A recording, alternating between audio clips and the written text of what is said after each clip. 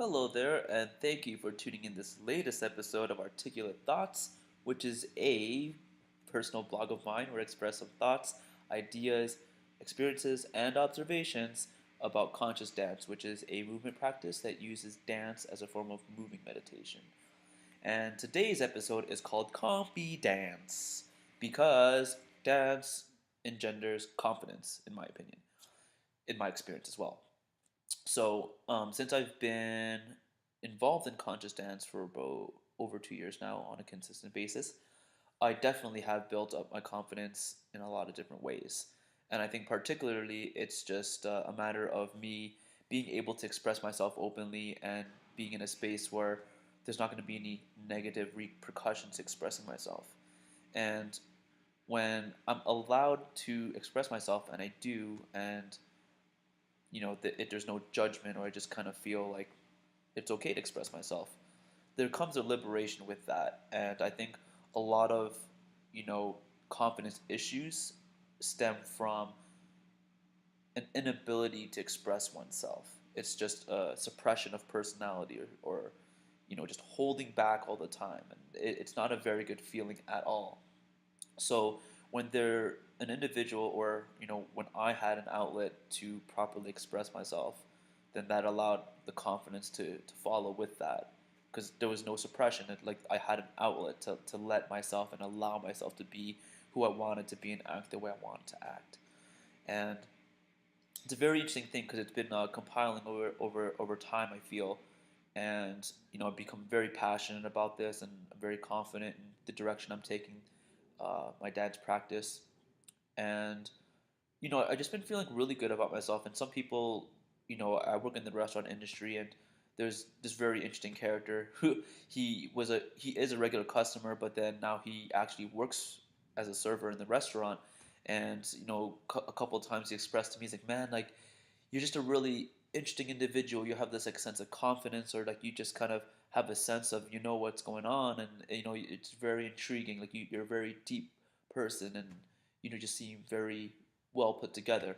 And that's a very touching compliment for me, because that's actually, like, I have my own insecurities, like everybody does, but to have someone else observe that within me, that's very I'm very touched by someone observing that, and openly expressing that. So thank you very much, Eric, for letting me know that. And I would attribute that to my dance practice, and I'm not saying specifically dance will give an individual confidence. That's my experience and my belief, and I think there's certain factors in a conscious dance situation that would allow an individual to have that confidence. But I think it's mostly a movement practice of some sort, whether it be weightlifting or running or yoga or any kind of sport, swimming, snowboarding, longboarding, what have you. Just like moving the body, allow energy to move through the body, and energy to move through movement of the body. That's what kind of alleviates that suppression of personality, I feel. But going back to dance for a moment, it's just that's been my particular endeavor that's given me the confidence, and it's been building and building over time. And yesterday I kind of hit a peak of that, and it's very interesting how my realization of I wasn't even realize I had this kind of confidence, but it was kind of hard to deny it after this experience that I had last night, in which so I went for a walk around 10 p.m. at night, and I was just listening to my music, and I was just going for a walk, just in my groove, in my jam, just having a good time.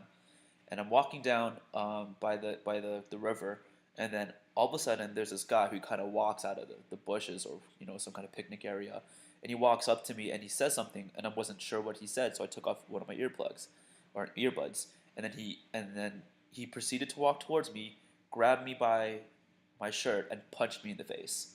And then I was like what? Like, I wasn't even sure what was happening, but there was like some kind of reactive behavior, or like just something kicked in. It's like, get away from the situation, like, don't bother fighting back. So I just took out my other earbud and just like walked away. I'm like, yo, this is not a good time. And I'm just like, I didn't even look at the guy, but I heard him like yell something like, "You think you're so tough walking like that?" And I'm just like, whatever. Like, just kept on walking. Nose is bleeding all over the place. I'm like, shit.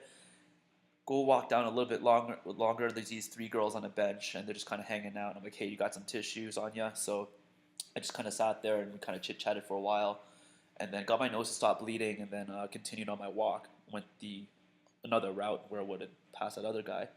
But so it turns out this guy was, staying at the drop-in center that was just down the street from there, and he has like anger issues. As I was chatting with these three girls who knew this guy, and as I was thinking in my head, like this guy punched me in the face because he thought I was acting tough by the way I walked. So like in a way that was a huge compliment because this guy was saying that he was so insecure in himself and he felt that my confidence in the way I walked threatened him. So he had to take away that confidence by punching me in the face and, embarrassing me or just empowering me or whatever the case was. But, you know, he thought maybe he was humbling me or whatever. But, in the bigger scheme of things, I'm just thinking, man, this guy is probably homeless, probably recovering drug addict because most of the people that live in that drop-in center are recovering drug addicts.